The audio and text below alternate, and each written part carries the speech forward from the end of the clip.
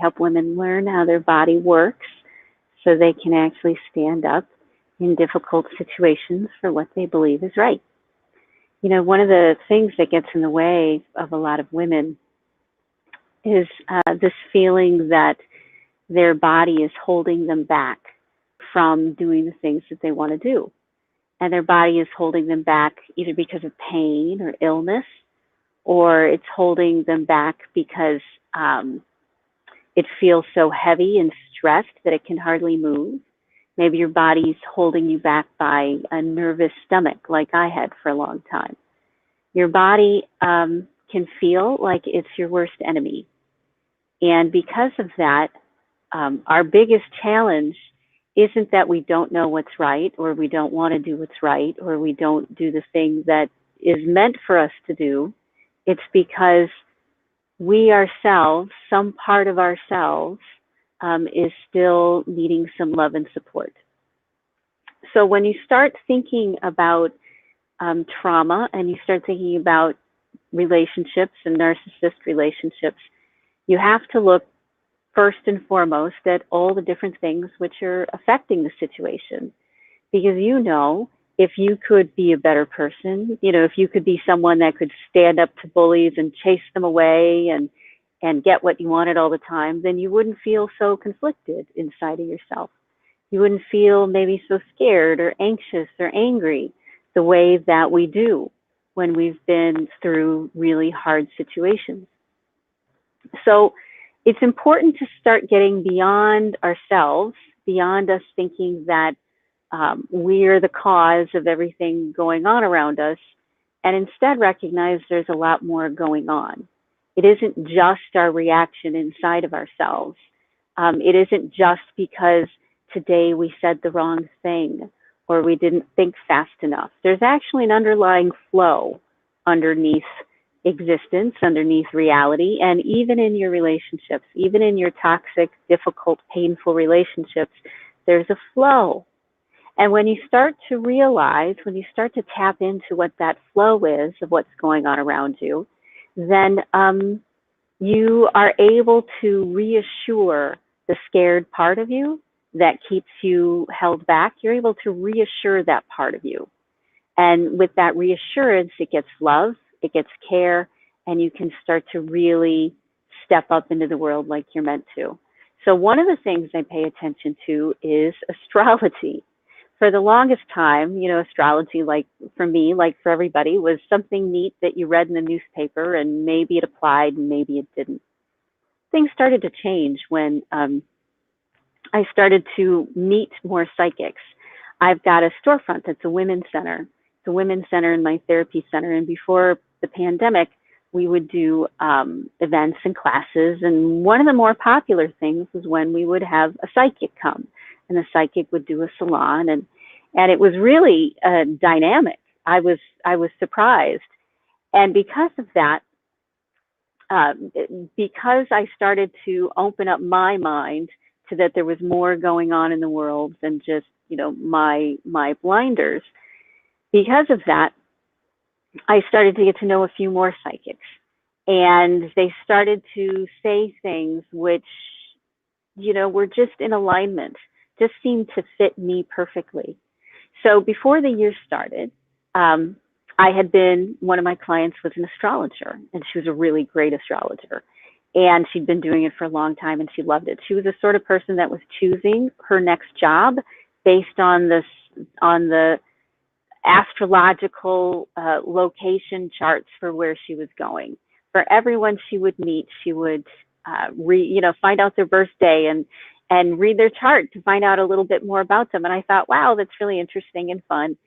And then at the beginning of the year, I decided to do a trade with someone who's a psychic, who's this great little Polish witch that lives in a gingerbread house in the woods, and I love her and she loves me. And we did a trade, and she did a reading for me. And in the reading, she says, you know what, you might want to get your chart done for this year. And this was like in January. And so I contacted my astrology client. I said, hey, would you do my chart for the year? She said, sure. And then I diligently put down all the dates that were important and put them on my calendar. And this is what I found out. I found out that when there were things in my calendar which were, warned of a direction going a little bit to the left or a direction going a little bit to the right, it it it matched up with the chart. What was going on in my life was matching up with the little notes that I had put on my calendar. And I would look ahead, of course, because we want to see if we've got anything interesting coming up. And I'd look ahead and I'd say, oh, that's interesting. This is supposed to be coming up on Friday. I wonder what's going to happen. And lo and behold, it would ramp up. There would be the peak on Friday, and then it would come back down. And I was really amazed. And it got me thinking, there's an underlying flow to all of this, isn't there? There's an underlying understanding. Now, we might not know how or why the positions of the stars can predict the energies of the people around us and the energies of the situations we're in. I have no idea how that works. But what I have noticed is that when I got my chart done, and this whole year I've been doing it, there's that ebb and that flow around everything. And I started to be able to predict, because I'd look at something on my calendar and I'd say, oh, this is interesting. This is coming up. I wonder what it'll look like. I wonder how it'll manifest. I wonder how it'll unfold. And I would watch it. And as I would watch it, it would pretty much unfold that exact same way, from weird synchronicities to being spot on. And when you start recognizing there's an underlying flow to everything, then you start realizing that you can use the tools that are out there to help you understand what that flow is, to help you understand so that you can follow with the flow, so that you're not bucking it. You're not pushing against the flow because you think that it doesn't exist or it might not really work. You actually start to move with the harmony of the universe, not just the heavens and the stars, but the harmony of the energy of the people around you, the harmony of the situation in the moment. So when I started to look at my astrological chart that way, as a sign of what was going, I started to look for other things that would also tell me what the energies were, what the temperaments might be, what the situations might be. And I started to follow that. And I'd look into numerology, or I'd look for signs, or I'd trust, or I'd pray, or I'd do ceremony or ritual. And these answers would come, and the answers were always spot on about how to handle these things.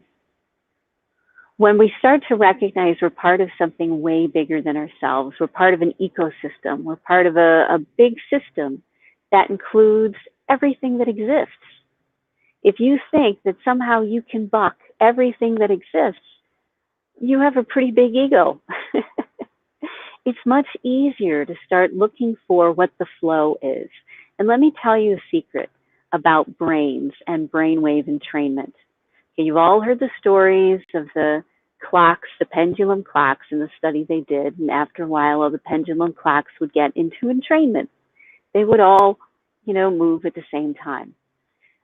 You've heard about how women living together, or maybe you've experienced it in college or something else, where women their cycles started to go at the same time. They started to be in sync, in rhythm with each other. The key to a healthy and a happy life, and the key to loving someone who is giving you challenges, or being in a relationship with someone that's hurt you in a number of ways, when you start to recognize there's a flow, there's a tide, there's a cycle to things, and you can't figure it out by yourself. But what you do is that you look to all of these other studies, all of these other people who have their own brilliance, their own insight about how the world works. And when you do that, you put your life in flow, in alignment with what's going on. You're not pushing things away. You're not trying to impose your will on the universe. And you're not taking the rap for everything that might go wrong.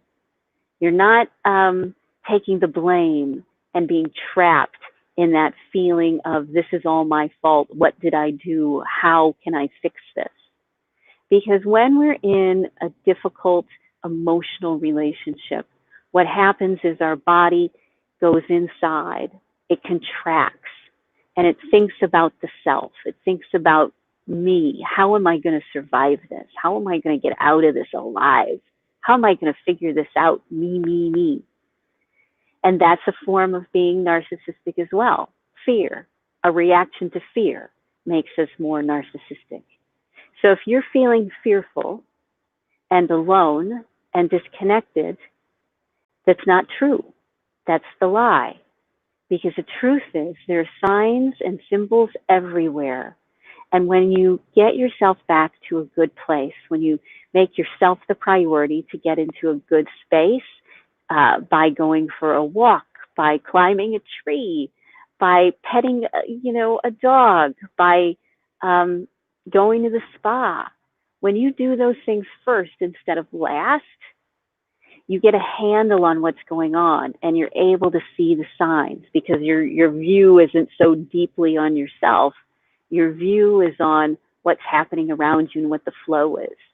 And just like a surfer riding the wave who's looking for the tells, who sees what's coming, what's not coming, he's riding with the wave. He's riding the wave. That's what you want to do in your life. You want to ride the wave. And when you are able to get yourself out of the drama of the back and forth all the time, is this going to be a good day? Is this going to be a bad day? What do I need to do? How can I control this? What's going wrong? What should I do next? When we're trapped in that ego self, that fear, that so looking deeply inside of ourselves, or obsessing about someone else, thinking about the other person, we're missing the bare factual reality that the universe is supporting you and telling you what's happening and telling you what's going on. You need to believe it, and you need to find sources that know what they're talking about. If you find people who know what they're talking about, who've studied this for a while, who understand themselves, who've done their personal work, who've gone through the grind of dealing with their trauma, who have a natural psychic, astrological connection or attunement to this. When you find someone that you trust, or people that you trust, they can start to tell you how to ride that wave. They'll give you the good advice. They'll give you the insight. So don't just go to your snippet in your newspaper, although maybe start with that. Who knows? Maybe start following the patterns. It's like following Wall Street. People see patterns. And if you'll notice, things get a lot easier when you start going with the flow and in alignment with what's going on instead of based in that fear. So start looking for the signs. They're there from people who know what they're talking about, and let them guide you to whatever you need to do and how you need to do it. For me personally, I use the I Ching. The I Ching is my spiritual foundation because what it does is it's been polished over thousands of years as a wisdom for a good life. So I found the I Ching. You may find Buddhism. You may find your own personal code of honor. I don't know. But find one that works for you and find people you can trust, and let's get into rhythm with one another instead of being so adversarial. Okay, so that's my talk on narcissism and astrology. I hope you have a great rest of your day. I have to go. I'm looking forward to seeing everybody tomorrow morning. Bye.